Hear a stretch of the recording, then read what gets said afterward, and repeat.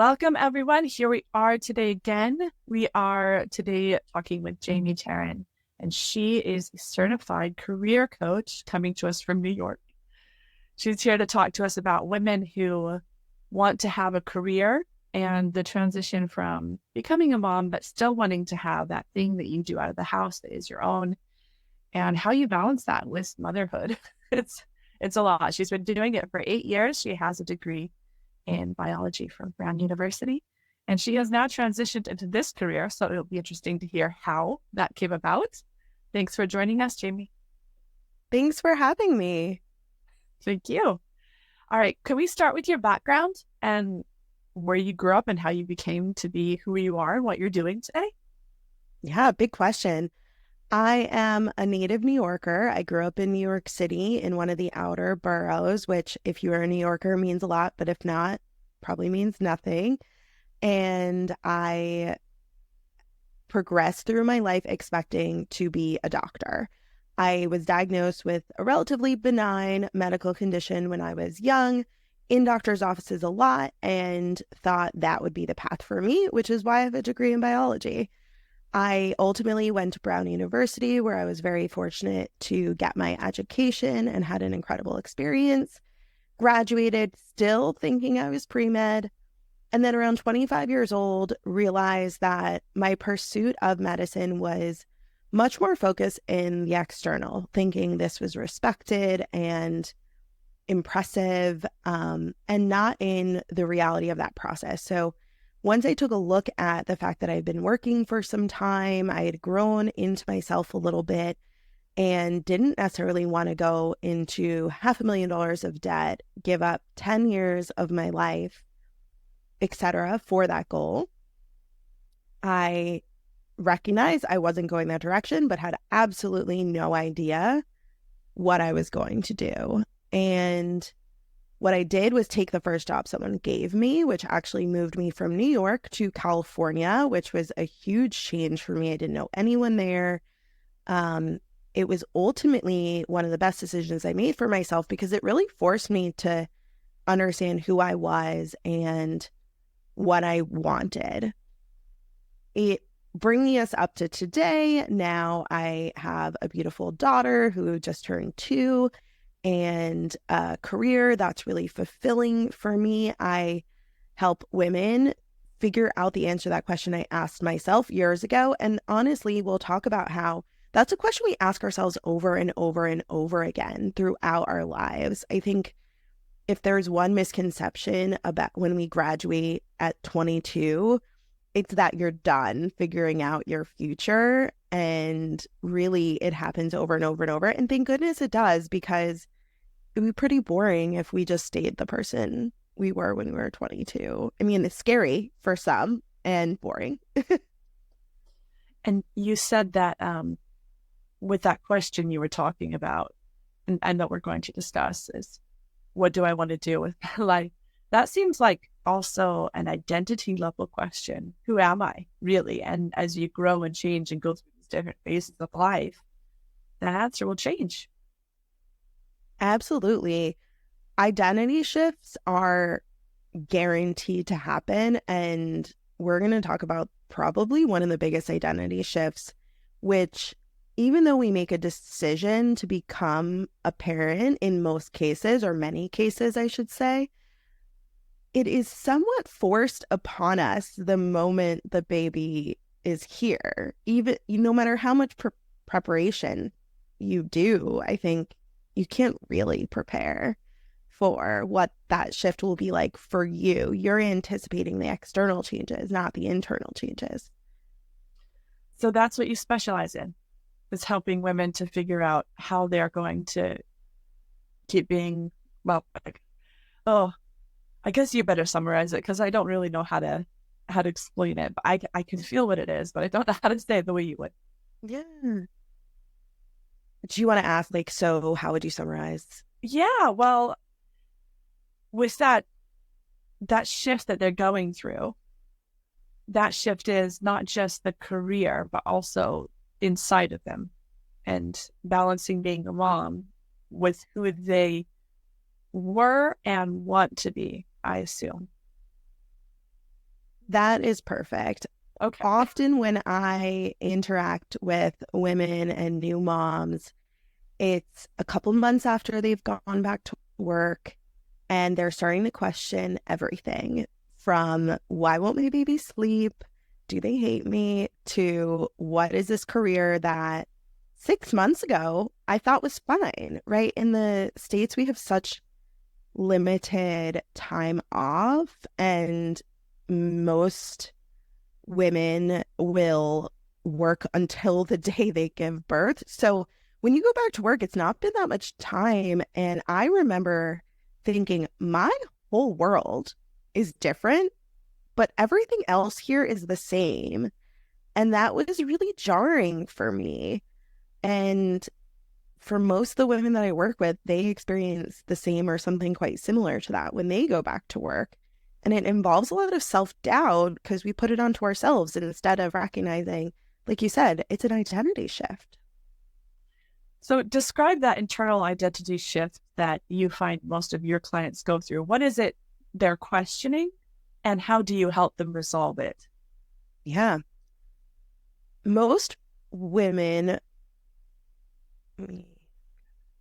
so most of the time when I'm speaking with ambitious, career-oriented women, they are returning to work, which means they've outsourced childcare in one way or another, whether that's to a partner who's fortunate enough to have leave, to a daycare or a school, as we call it in my home, to a relative.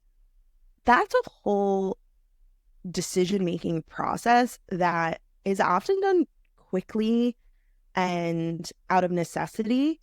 And that decision, combined with going back to office, whether that means, or combined with going back to work, whether that means physically going to an office, just being at home working, or something in between, it means your brain is working in a very different way than it has since you had the baby. For those first couple of weeks, months, it's consumed in this tiny person who's crying and you don't know why, and adorable and wonderful and driving you crazy.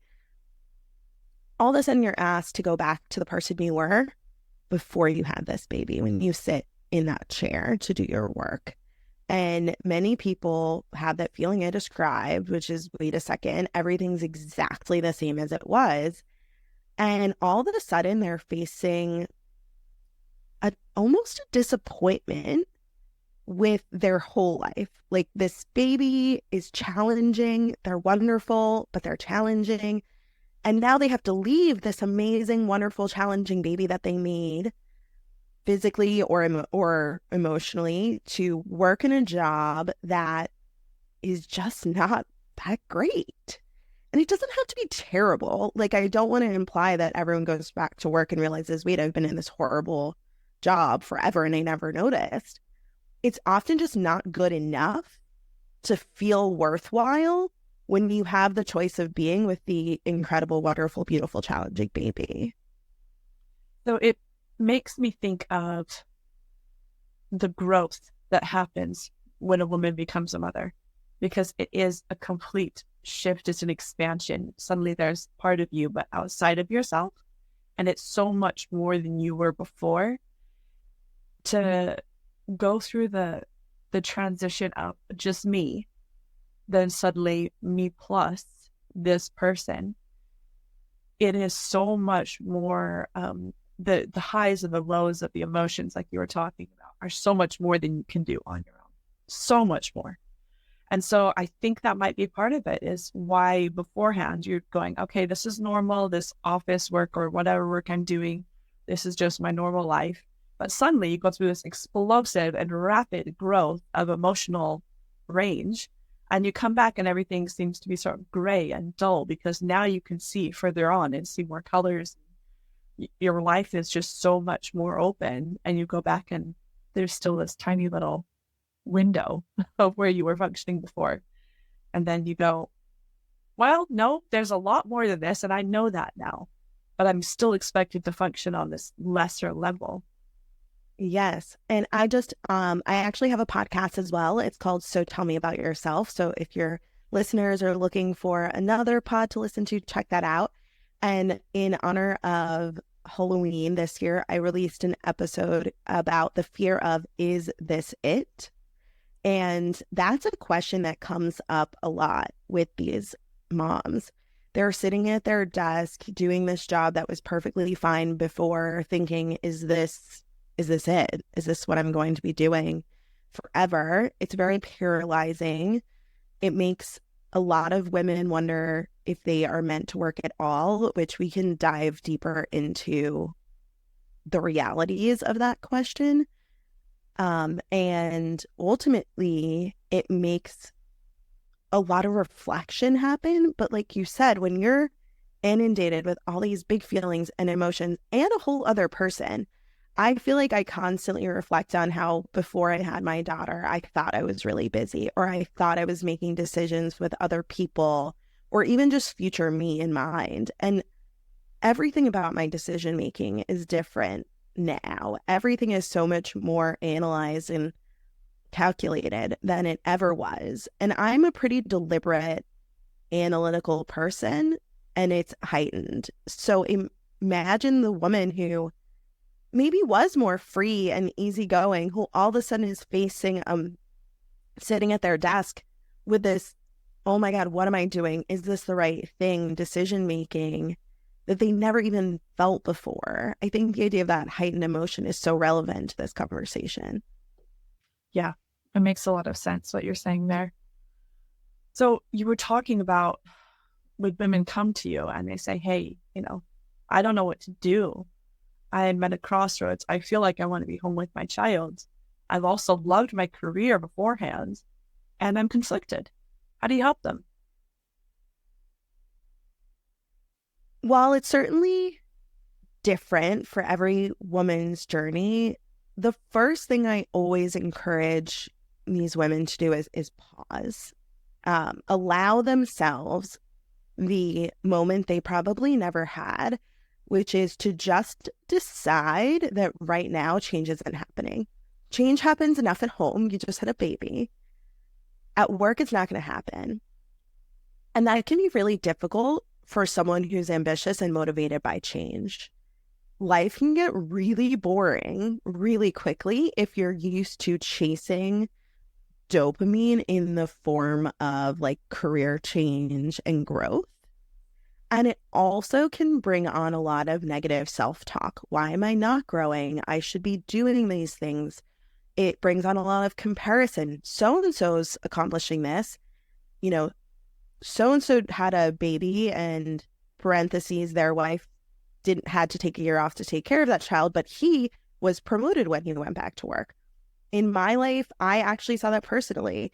My husband, we were incredibly lucky that he had a great, for the States, paternity leave policy. He was able to be with my daughter for 3 months. I think if he learned anything from that, it was essential to his parent journey, and it allowed him to bond with her in a way that he probably would not have had he not taken that time.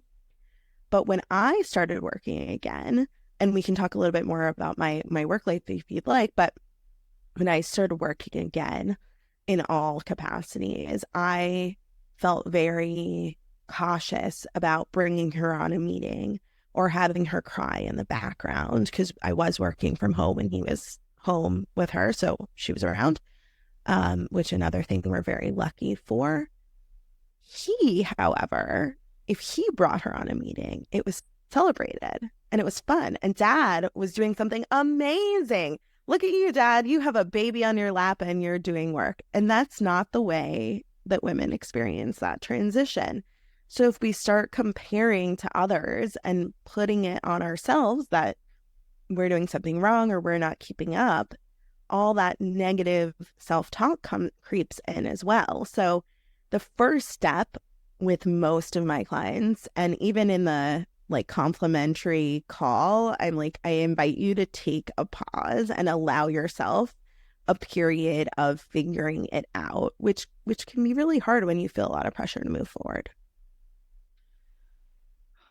Okay, I have 2 questions that came in my mind when you were speaking. The first one I want to ask is, your average, or say typical client who comes in to meet you, what is their original trajectory in life? What were they actually aiming for? Yeah. I think the majority of women that I speak with had planned to be working mothers. They did not plan to leave the workforce after having their child.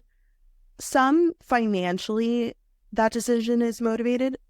For some of those women, that decision is motivated financially, but a lot of them just always saw themselves as working parents for a variety of reasons, whether they saw that in their own parents, whether they saw the opposite and wanted to do things differently.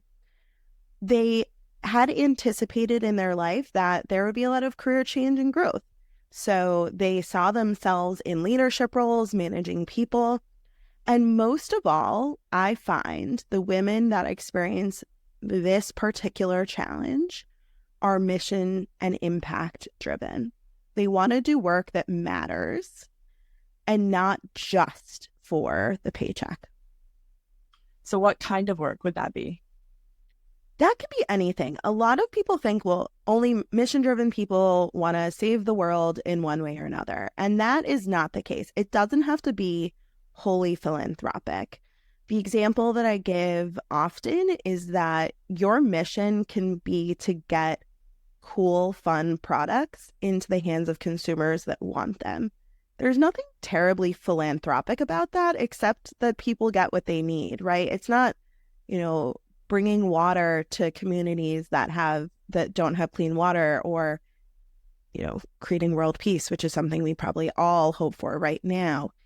But that mission, what I mean when I say mission and impact, it's that you want to do something that matters, and it's really important that it matters to you, to them, and to the org they're working for. I find there's a duality there, that they need to think it matters, but their organization needs to be cognizant of it. So there is a certain external factor that I think a lot of women experience that maybe would be quote unquote better if we didn't.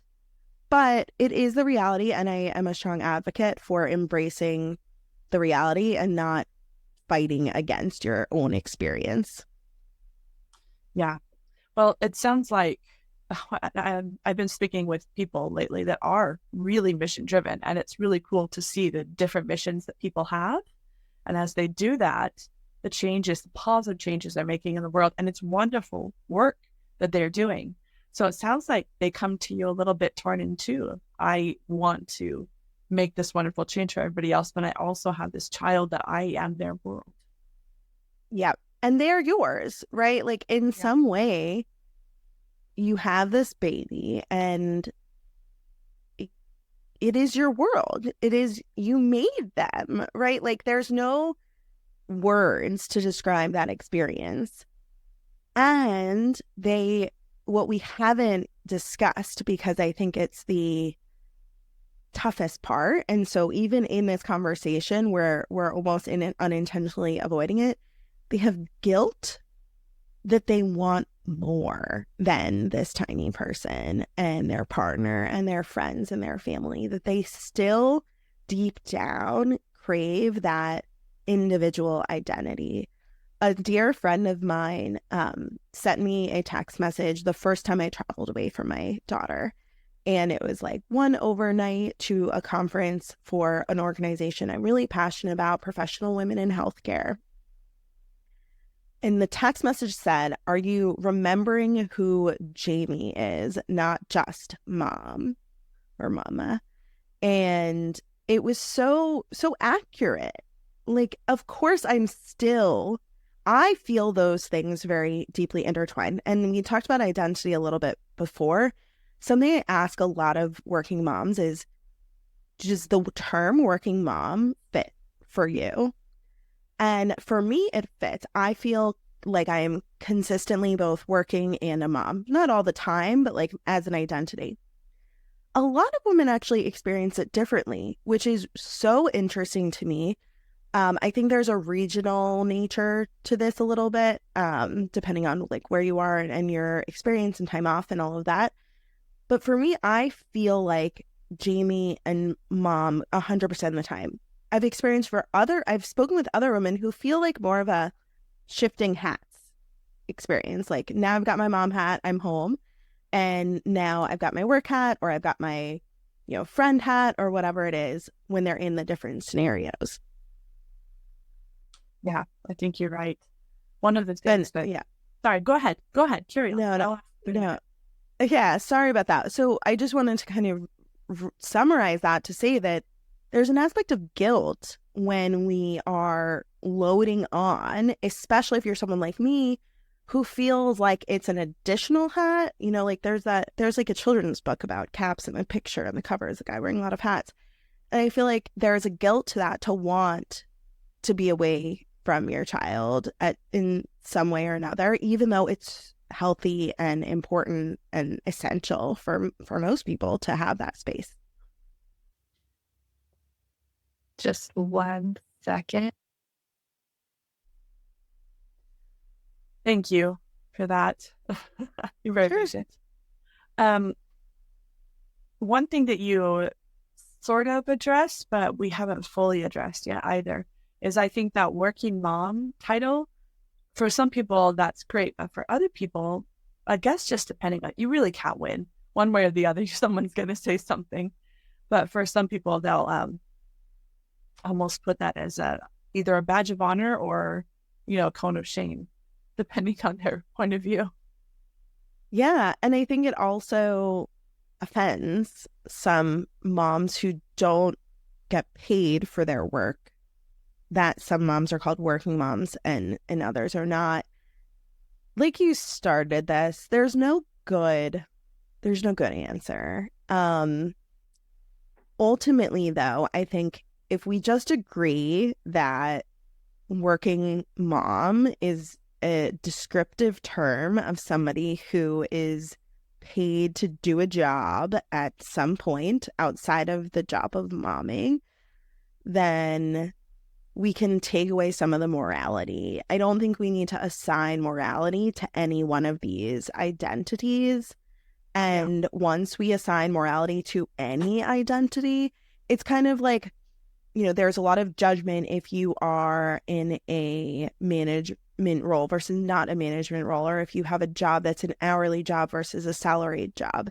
If we could all just eliminate the morality of work and recognize that work is just an aspect of our lives that may be more or less meaningful. Even the term ambitious, I think, can bring up a lot of emotions. I use that term because it does resonate with the women that I can most help and that I most align with.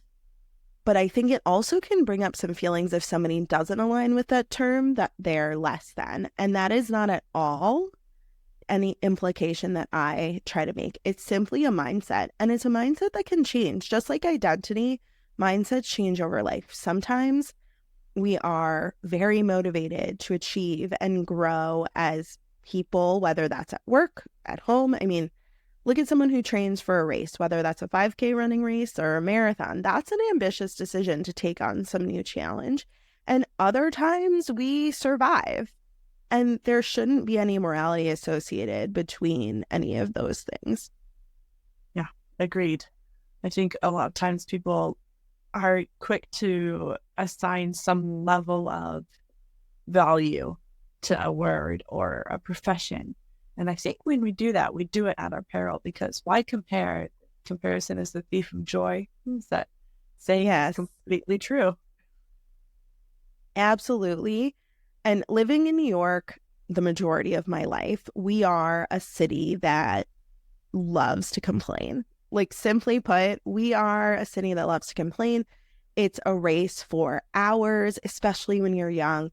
Oh, I worked, 50 hours. Well, I work 60 hours. Even going back to college, I remember that competition for like least slept, most studied.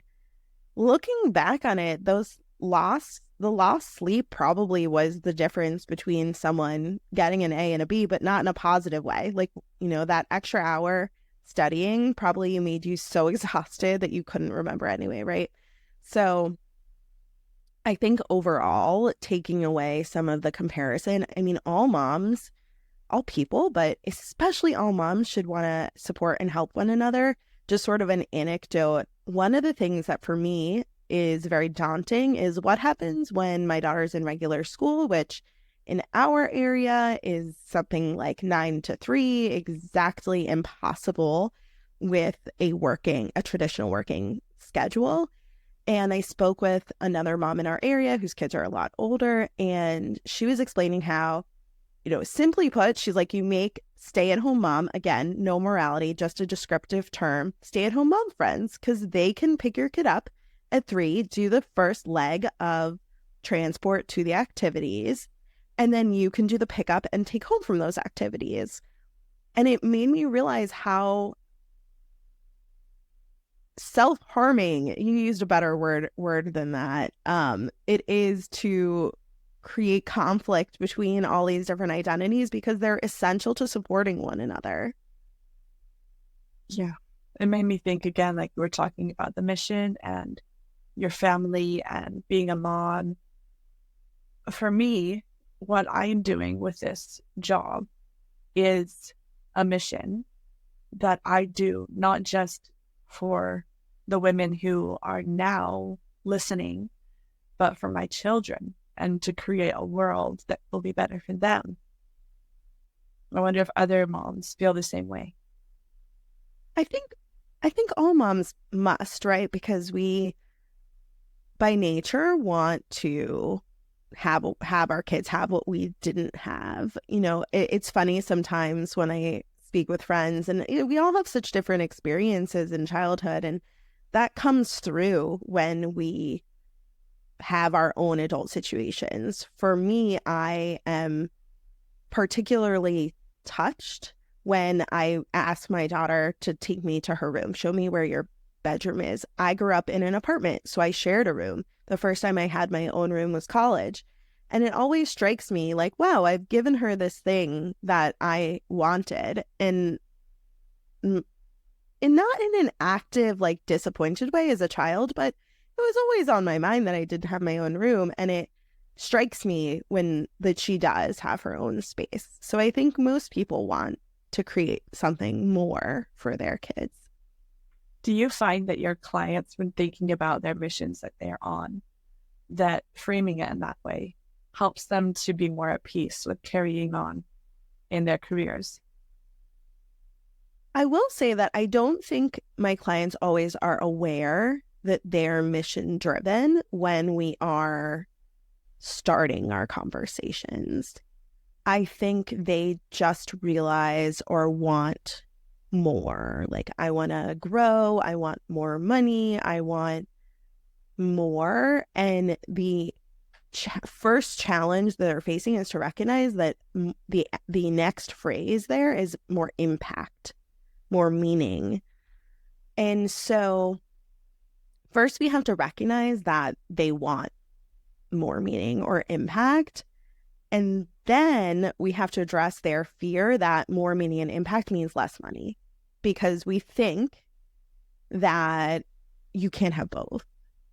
And, so many women I speak with, the initial conversation we have is, we were told as a generation, like, I'm a core millennial aged individual, if you're listening to this, but I think on both sides, generationally, we were very fortunately cultivated and consistently told, like, you could be anything you want, right? I remember being asked pretty often as a child, like, what do you want to be when you grow up? And in my mind, the answer that I wish my child could have, although, I still exist in reality, I know this won't be the case, is happy. Like, I want her to feel that she wants to be happy in her life. That definitely wasn't what I thought the answer to that question was as a kid, because I was answering with either a childlike silly answer, I want to be an astronaut, baseball player, or I wanted to be a doctor, right? A really practical answer. And the problem was with everyone recognizing, okay, we have diminished girls and women for a long time. We better tell them they can be anything. You can be anything you want. Nobody ever said how to figure out what they should do. Everyone just like, you could be anything. And depending on your life experience, your exposure to careers, even the college and the education that you receive, you may or may not be exposed to the thing that will be most fulfilling to you. I don't believe that everyone has like one passion or one direction in life, but I do think that there are careers and working experiences that are more or less fulfilling for every person. And when you're asked, like, what do you want to be when you grow up? And then nobody asks you ever again after you're 22, and you haven't had this like gut, I want to make the world a better place. I want to, Emily Oster is an awesome economist, writer for moms and women. If you are familiar with her or not, great resource. I think her mission is something like she wants to make the most educated mom experience for women. Like she wants to put out data and help people make their own decisions. If that doesn't just like strike you down in a dream, then you're left feeling like, well, maybe all I want to do is make money, or I'm just lost and unsure and going to be unfulfilled and stuck in this like, is this it moment forever. How do you spell her name? Emily Oster. Emily and then Oster. Okay. Just for anyone who wants to go look up her information or find out more about what she does.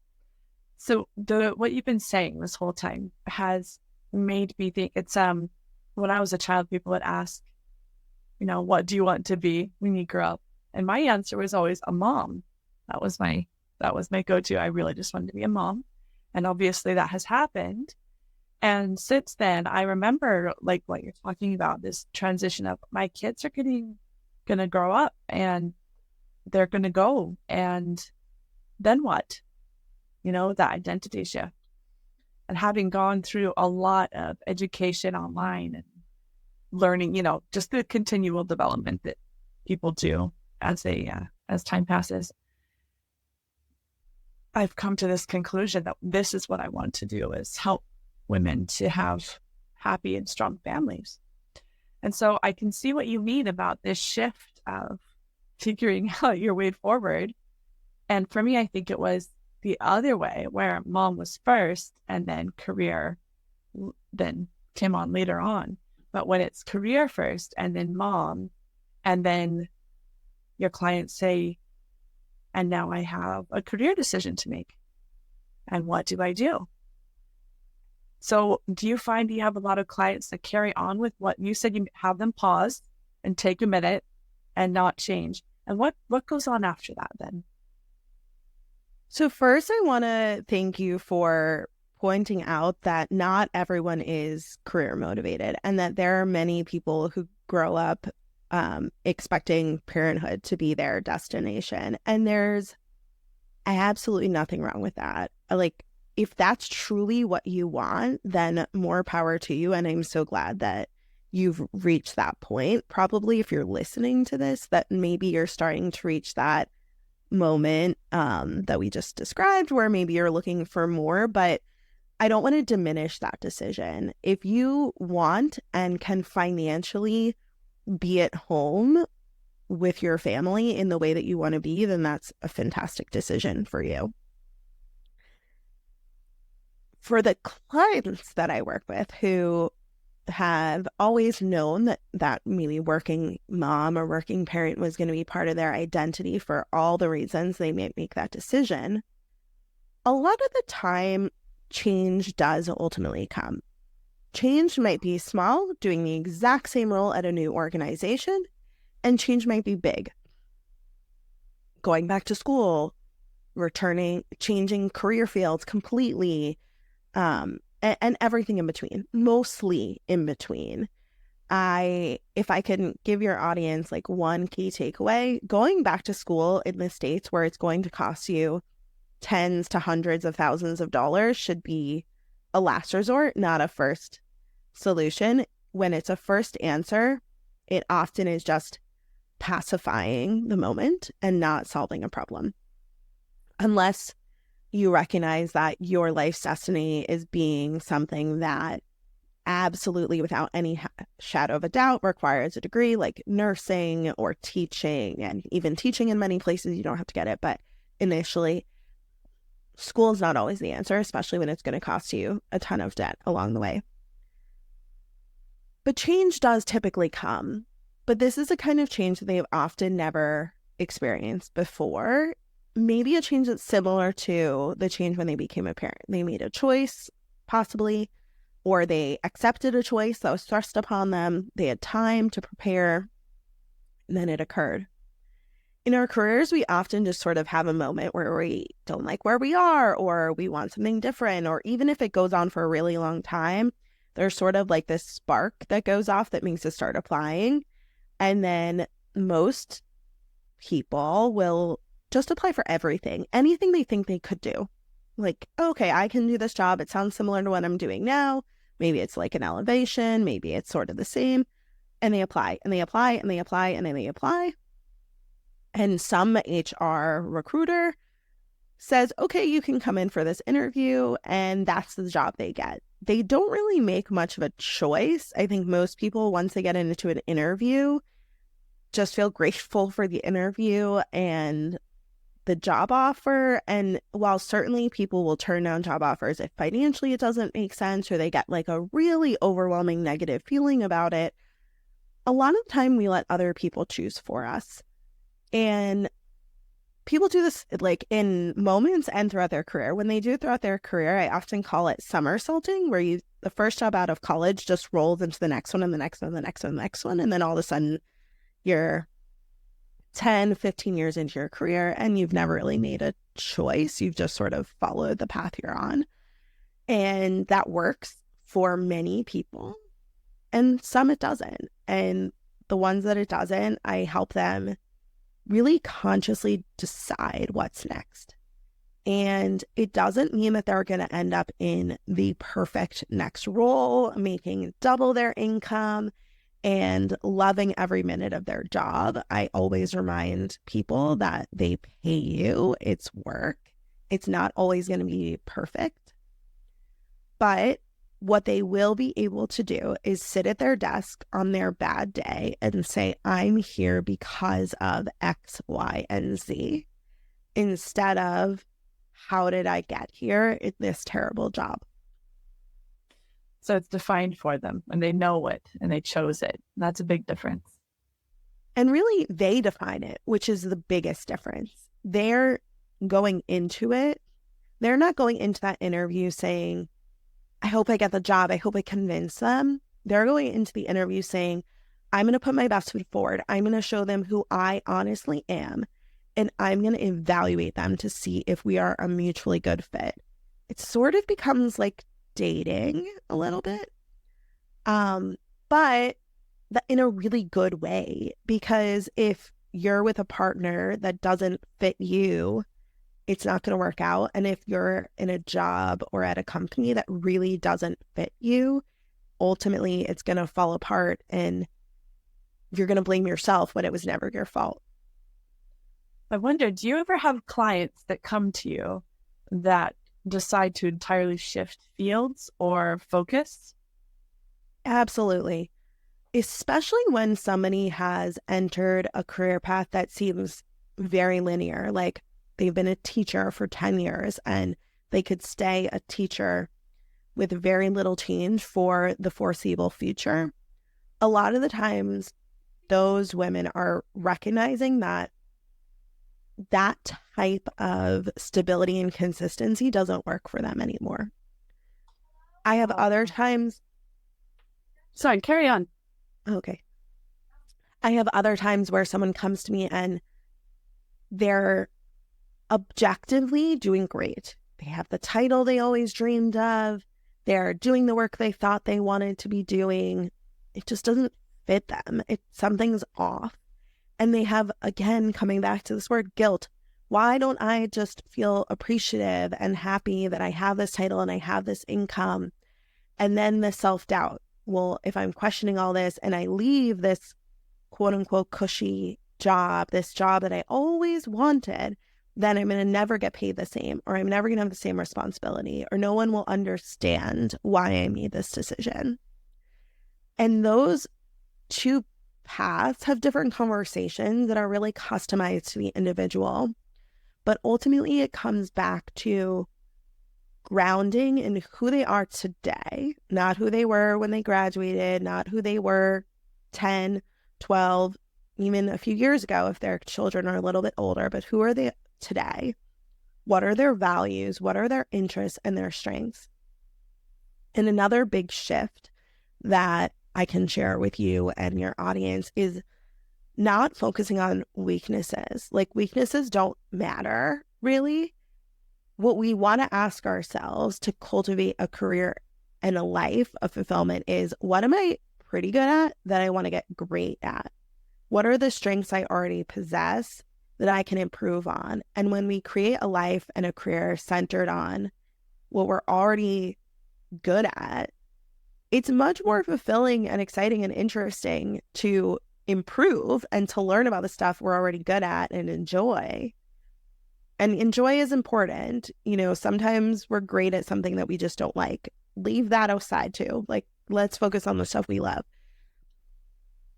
And it's not always easy to know what we're good at and what we like. And that's something that I walk through as well.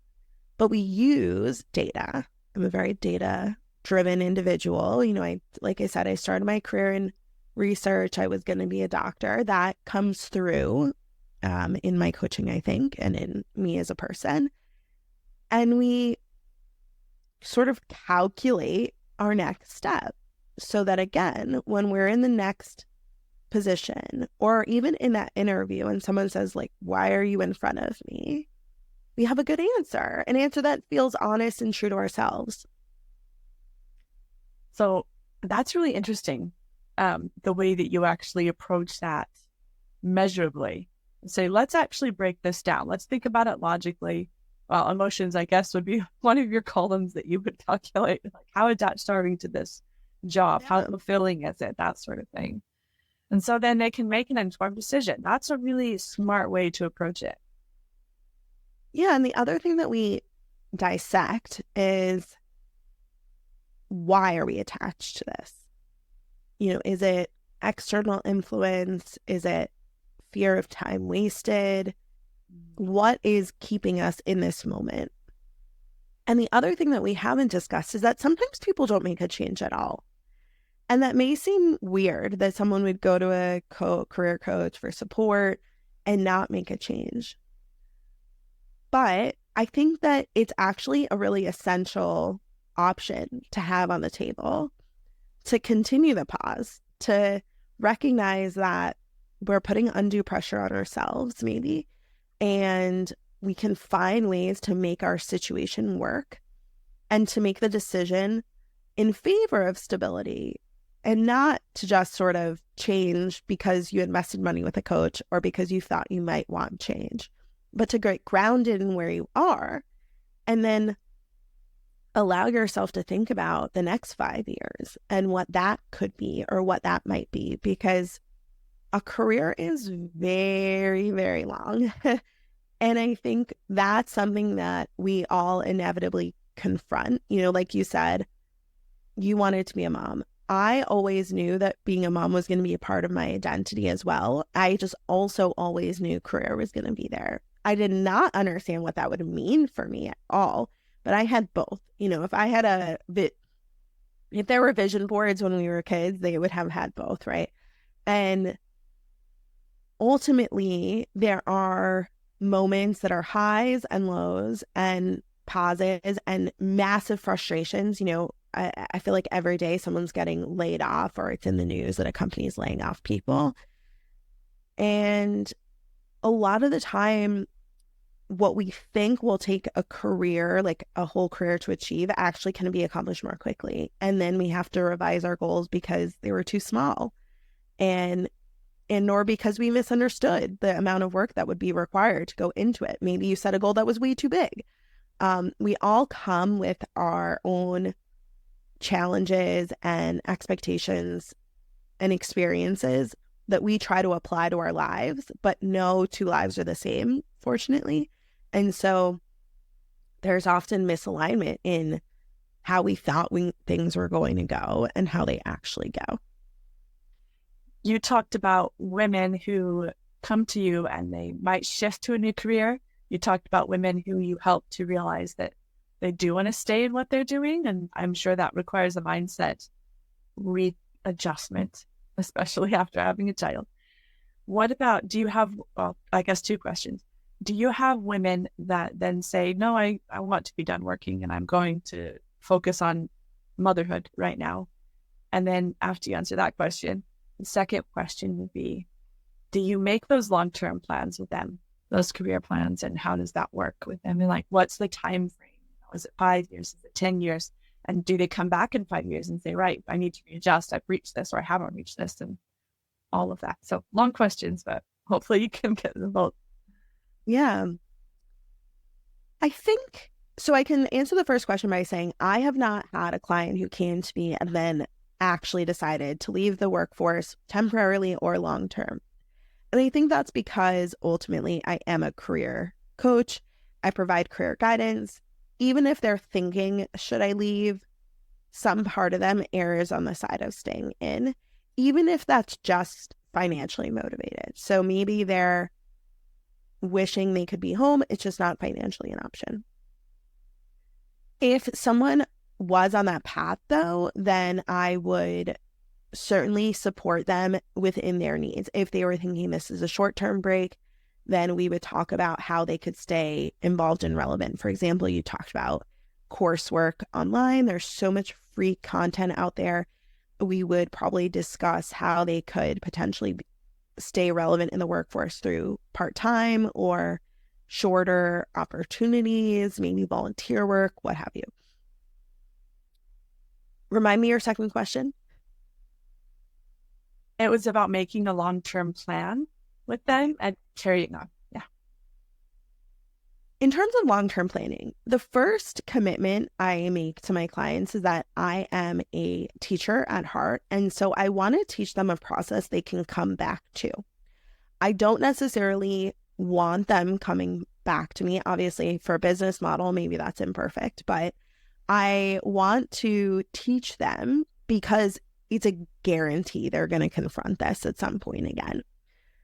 It's not always easy to do it on our own. I've worked with coaches in my life who ask me questions that I ask my clients. And sometimes I think like, man, if I could just do this myself, then I could save this money, right? But it's not always so easy. In terms of long-term planning, I ask my clients to think about 5 years. What could they see themselves doing in the next 5 years or so? And when they look at new career paths especially, but even the one they're on right now, a good first start to thinking about change is, if I look at the person who's 5 to 10 years ahead of me, would I be pretty happy if I were that person? If the answer is hard no, you have an answer that change is coming. And again, like, I just want to reiterate, change doesn't have to happen overnight.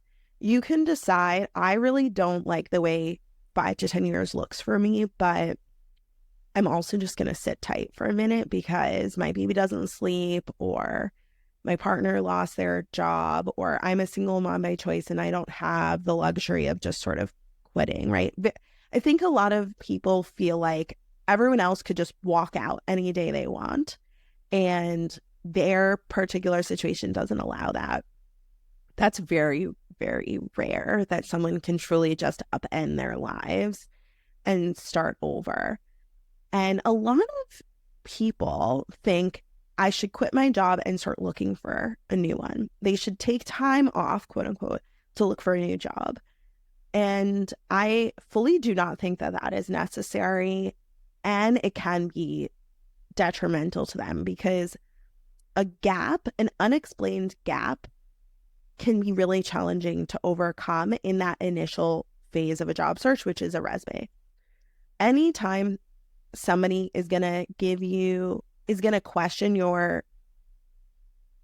being out of work, it's going to be a little bit more challenging. So just from a practical perspective, but also I've been laid off in my life. Have you ever been without work when you wanted work?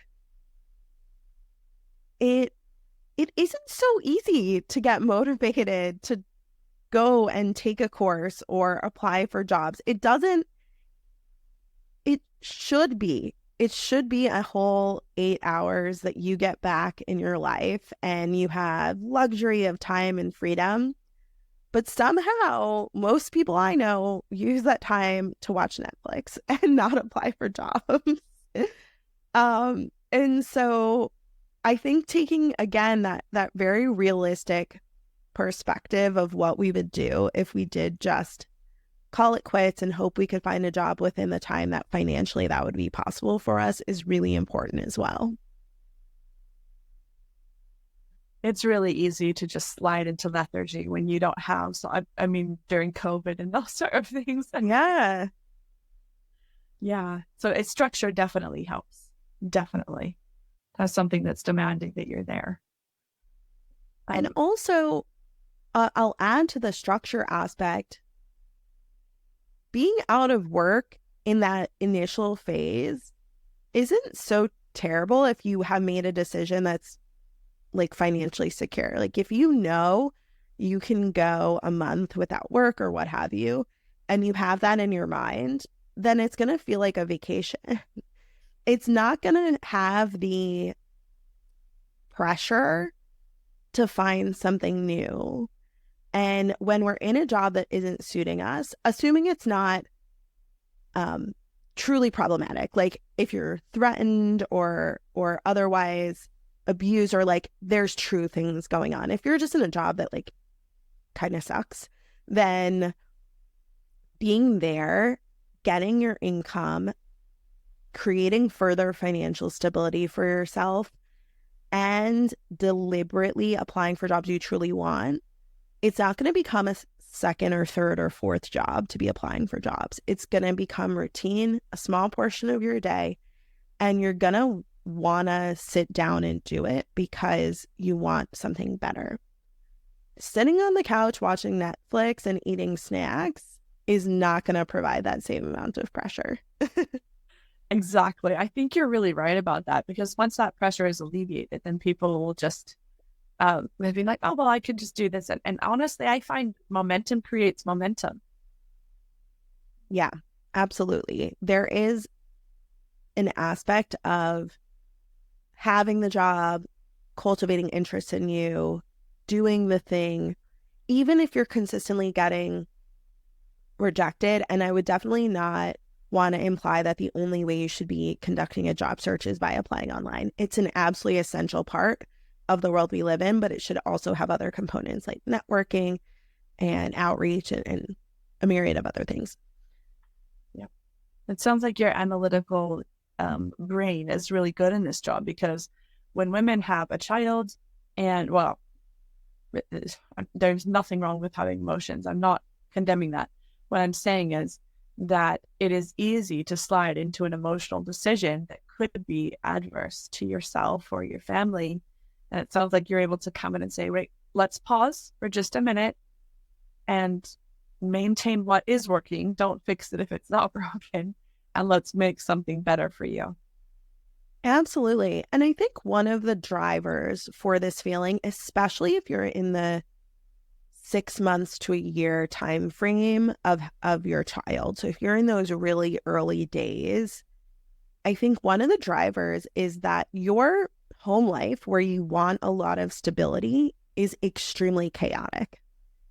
And when your work life is boring and stable and consistent, I think it can create internal strife where you are just frustrated by your whole situation.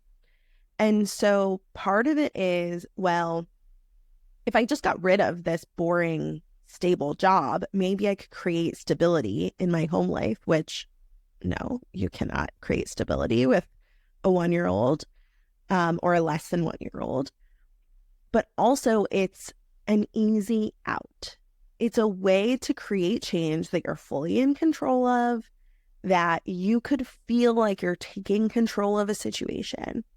But in fact, you're introducing a new level of chaos. And if you don't make that decision with a tremendous amount of thought and effort, you're likely to just have another reason to be frustrated, not to have alleviated a part of your overwhelm and stress. Well, I would say not just thought and effort, but preparation and planning, like what you were talking about. Because otherwise, it could be really bad financially. Speaking of which, I have a question about that. And I remember when I first started having my own children, and there were a lot of moms who worked that were, had kids the same age as me.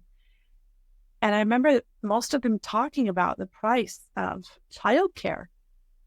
And I did the math for several of them and for myself, and I realized that most of their income was going directly to childcare.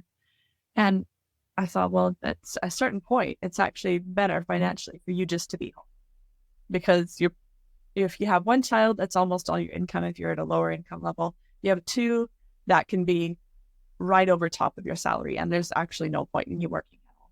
So what is the kind of level of income that women need? I know it's going to vary, but how much of the percentage of their income would be worth going to childcare, and at what percentage bracket would it just be like, this is no longer worth it because the meaning that I get from work is not enough to make up the gap, if that makes sense?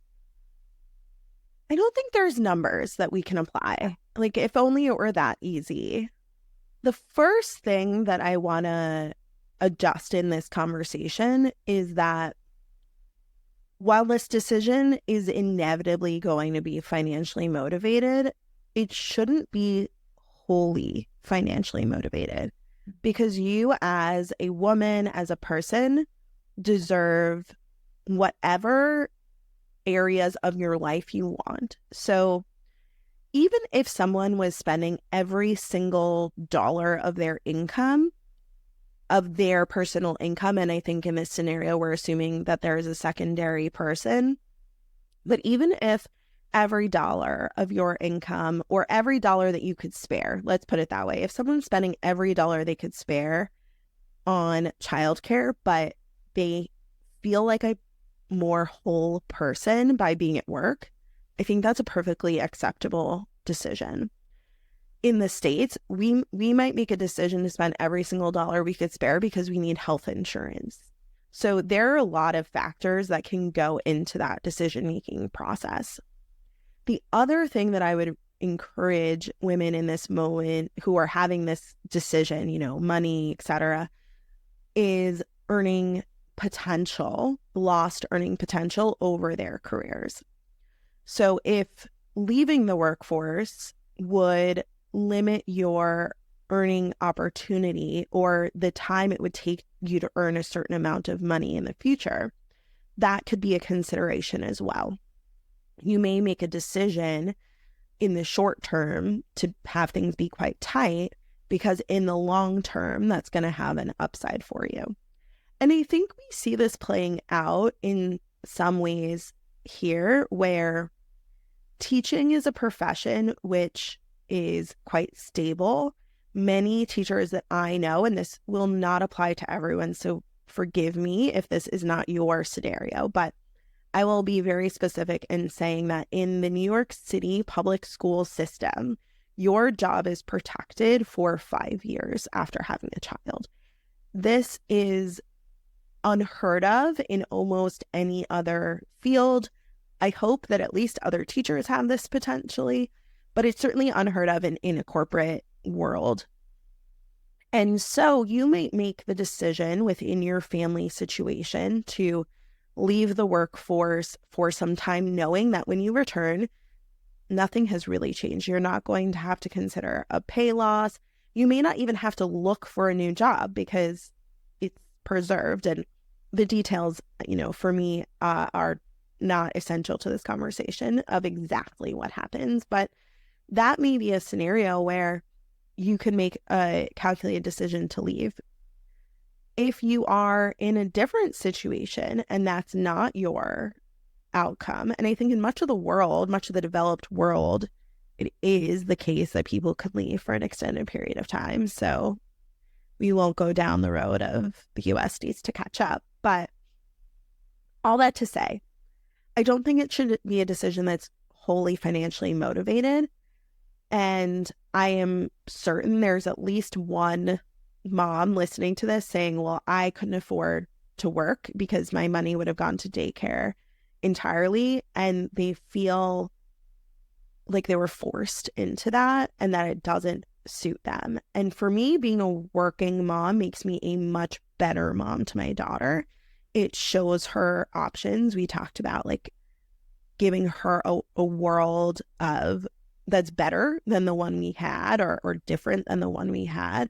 It shows her what I can be capable of, and it provides me a way to use the different areas of my brain, which is very important for my sanity, frankly. Fair enough. No, that makes a lot of sense. In the UK, the law is that I think it's a year, you get maternity leave for a year, and then you return to work after that. If you want to, you have to work at least 3 months after that before you're allowed to. Well, you can quit earlier, but you're not entitled to maternity pay unless you work for at least 3 months after returning. But it's not a 5-year pause. So I guess you're right. It makes a lot of sense that you would have to do the financial math to figure out if it's financially feasible. But then I hadn't thought of that lost future earnings, but it makes a lot of sense.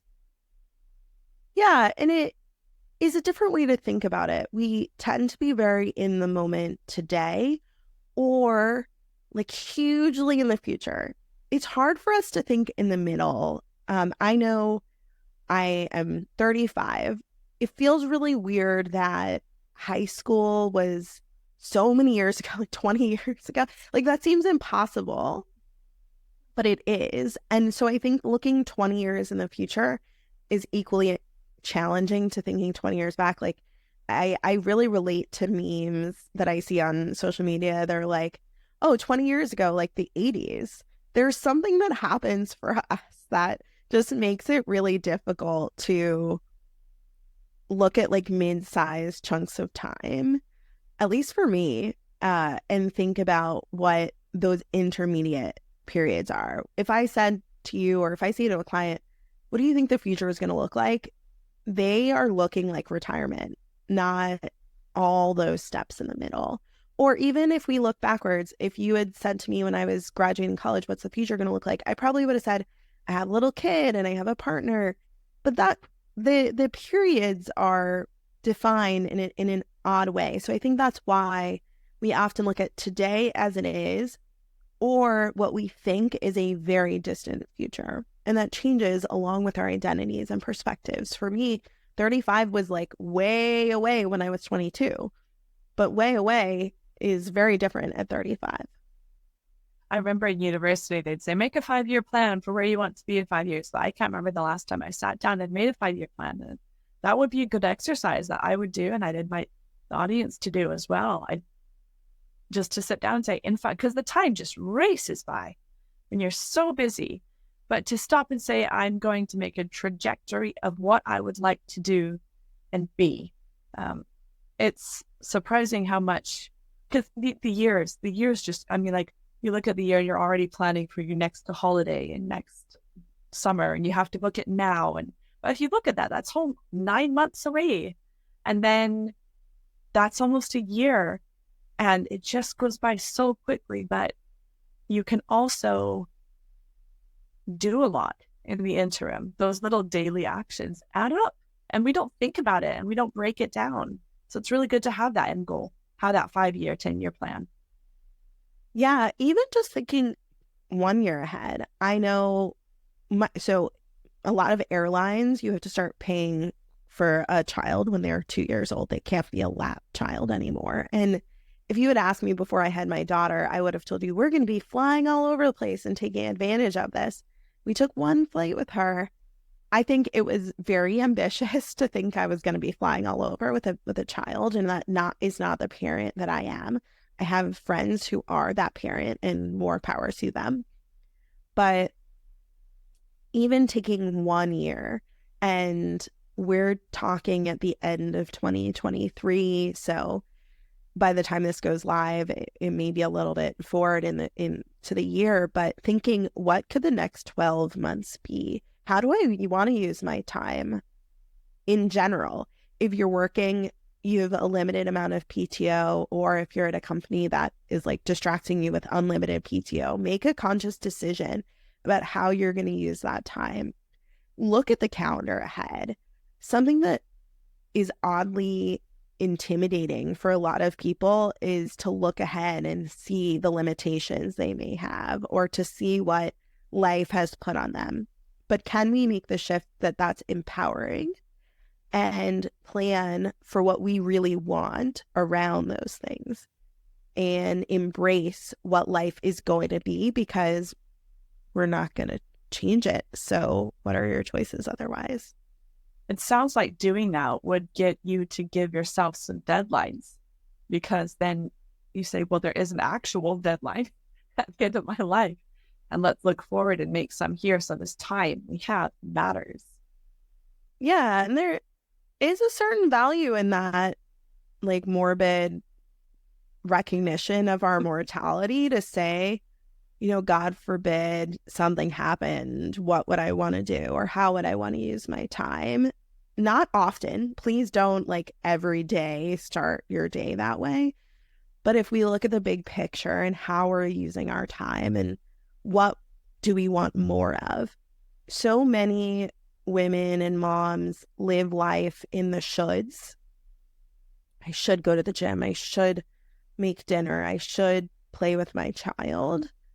And while it's not my focus on like life coaching, there is a certain aspect of wanting to help women see that they can cultivate a life within their career, of course, but also beyond their career, that isn't a checklist, but is instead filled with things they enjoy. So not everyone loves pretend play. That's fine. How can you play with your child? How can you exercise in a way that is even slightly enjoyable versus a way that's really stressful, right? Like, I recently am confronting that for my life.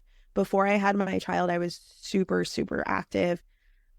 Years ago now, thanks to the pandemic, I ran the New York City Marathon. That was a core part of my identity. And it's been something that's been very difficult to bring back in now. The things I once enjoyed either don't feel worthwhile, or it feels too hard to fit them in.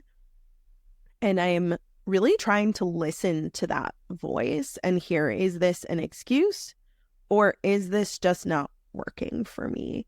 And that might be adjusting the time you're working out, or the way you're working out, or the type of exercise you're doing, and finding a way to be kind to yourself and make decisions that are supportive of you and feel at least decent for you is gonna lead to a more fulfilled life ultimately, because we're gonna know why we're there, whether that's sitting in a job on a day you get a slap on the wrist, metaphorically, for, you know, making an error, or running in a race.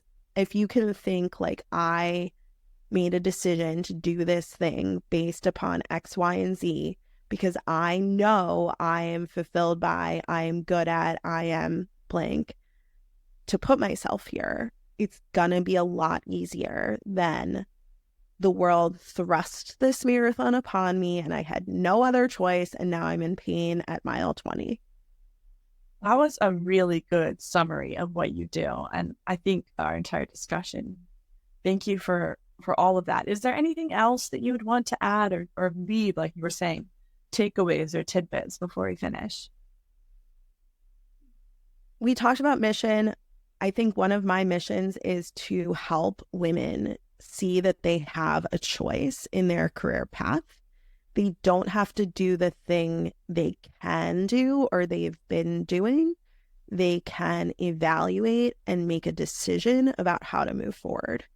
And like we said, it doesn't always mean drastic change. It just means knowing why you are where you are. So I invite you, if you are not feeling like you're making a decision and would like some help, to connect with me. You can do so on Instagram at Career Coach Jamie, my website, jamieterran.com, schedule a complimentary consultation. Or if you're just curious about hearing other women's career journeys and some more of my advice, you can check out my podcast at So Tell Me About Yourself. That was brilliant. I was going to ask you where people could find you, but you've done it. So thank you so much. We will make sure we link all of that below. And thanks again for your time, Jamie. I really hope that the women who have listened to this have a light bulb moment. And there have been several golden nuggets you've dropped along the way, things that will just help them to have, hopefully connect with you and get some guidance. So thank you again. Thanks so much for having me. We'll talk soon. We will. Thank you, everyone, for coming and watching. I hope you have a great day. We will see you later. Bye. Bye.